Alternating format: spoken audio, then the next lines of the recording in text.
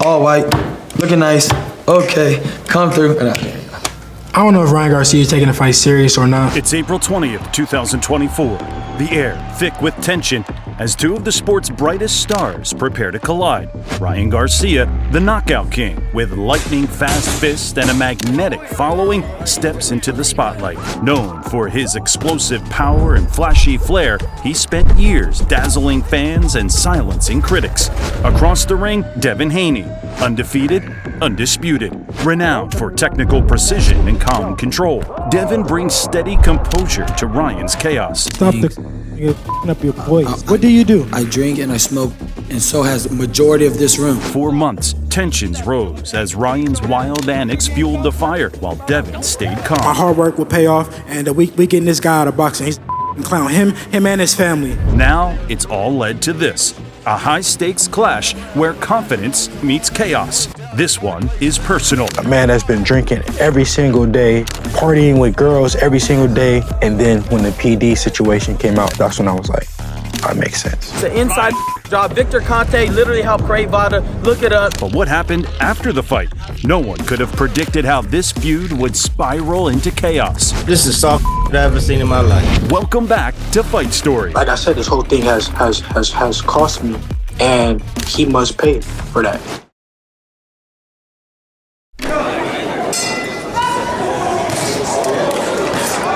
So do you remember those fights well? Of course. Like, you weren't good in the beginning, remember? Like, nobody took you serious. They're like, yo, Devin's easy work. And then we win, and then I wasn't even worried about it. And then I started beating the I was beating everybody. Beating you. Beating the out of you. No, you started off with somebody else, and you beat that guy. For Ryan, life after that amateur rivalry was a rocket ride to stardom. Turning pro in 2016, he racked up a string of impressive wins, most ending with his explosive, electrifying left hook. In the ring, he was a knockout king. Outside, a social media sensation, charming fans with his bold, brash confidence. Boxing star, Instagram star, Ryan Garcia is here. But the spotlight has a way of blinding you to what's creeping up behind. Beneath the charisma, the pressure was beginning to mount, and with each win, the expectations grew. Ryan Garcia has somebody. He could be the next Golden Goose. He could be the next Golden Boy. He could be the next Canelo. Then came 2021, and his first real test against former Olympic gold medalist Luke Campbell. The fight had danger, drama, and redemption.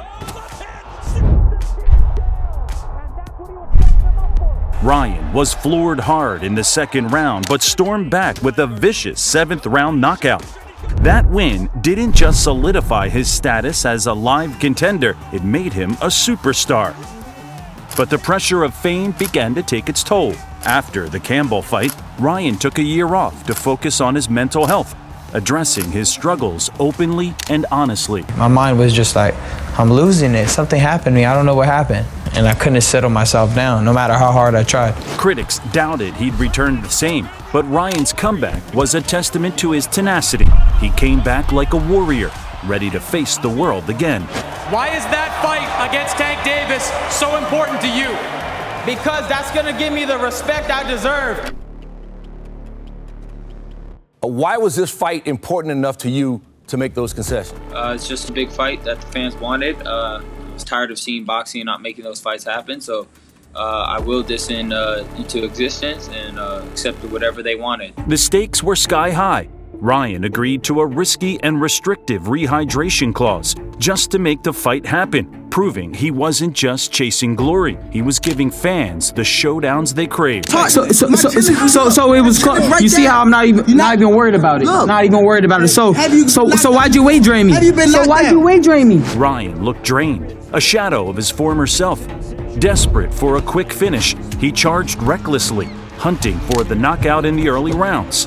But Tank was too sharp, too smart, and Ryan's over-aggression cost him dearly. A quick left counter left him stunned.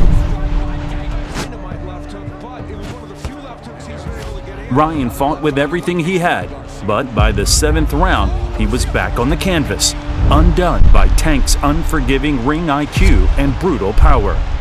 But even in defeat, Ryan earned some respect for taking on a massive challenge. The fight drew in 1.2 million pay-per-view buys, making it one of the biggest fights of the year. The $30 million payday and his willingness to face such a dangerous, dominant opponent showed he had heart and was willing to risk it all. At the end of the day, I told everybody I'm gonna do this, this, and that. I'm gonna get everything back in blood. I will never let nobody play me like that in negotiations ever again. You admitted you lost some of those fights. They happened when you were younger, smaller, less experienced. When you got bigger, stronger, better, you won those fights. I think you even said you gave Ryan a standing 8 count at one point. Yes. What do you remember? The last fight. You did not give me a standing 8 count. I didn't? Bro. No, that's why you cut the video at the end. You know you didn't. I swear to God, if I had Can you find the video? No, I've been looking for it. I swear. If you did, I'll tell you.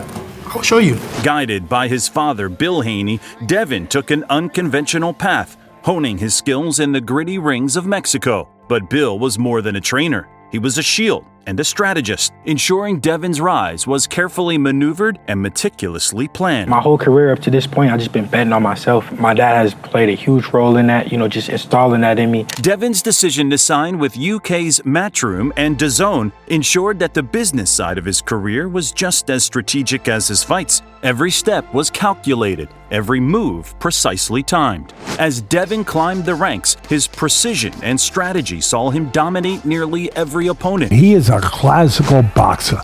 He's calculating, he's smart, he's cerebral. If you're waiting fun, he'll get off with a quick combination.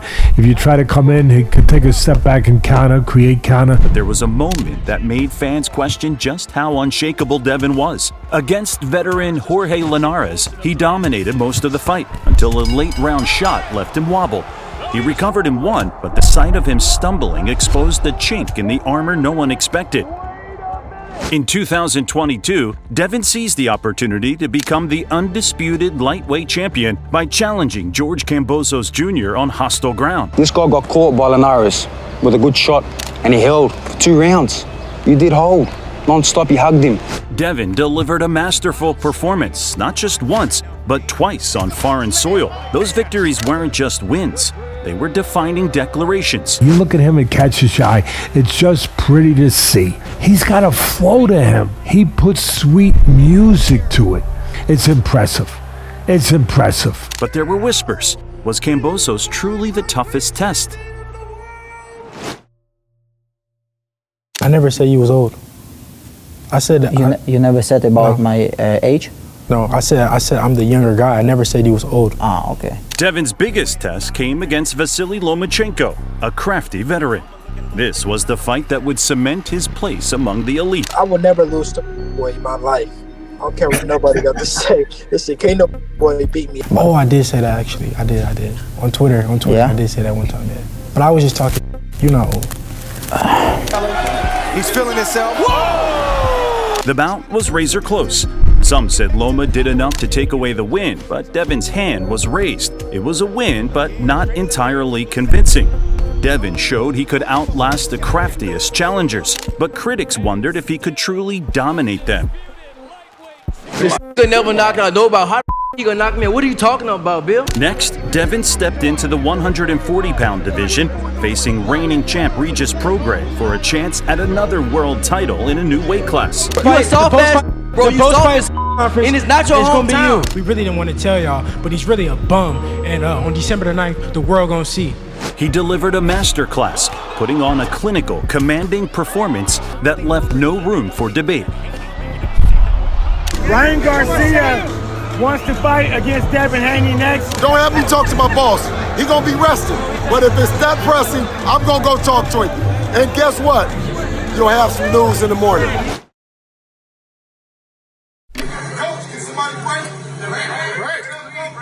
He went in there and he jumped on me. I wasn't right off the rip.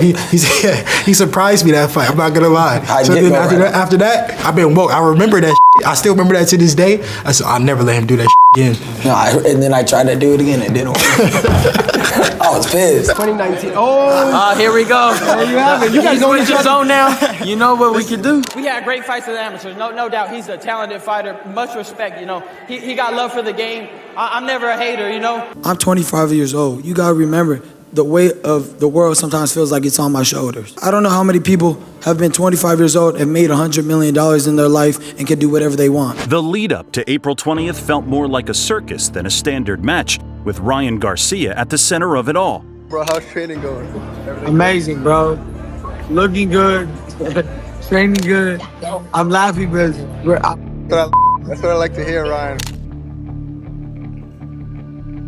Empty, drank it all myself. I know boxers that win in the ring drunk and knock out. His behavior was out of control, with wild, erratic social media posts sparking rumors of drinking and smoking. I've been going through a lot lately. I've been feeling a lot of hurt because I tried myself.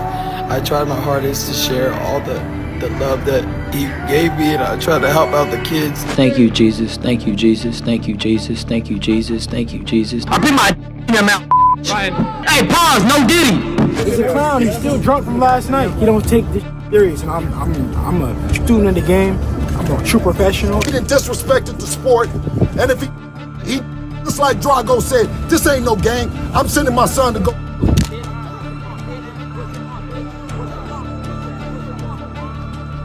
Then came the weigh-in disaster.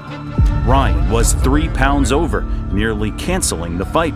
To keep it alive, he had to pay Devin over $1 million. 143.2, 143.2. It was a spectacle that had everyone buzzing, but not for the right reasons. I've been mentally evaluated. I had a meeting with the state commission. I've done everything I had to do. I don't understand why people continue to judge me so hard. Like I'm really just having fun. Like April 20th, fight night.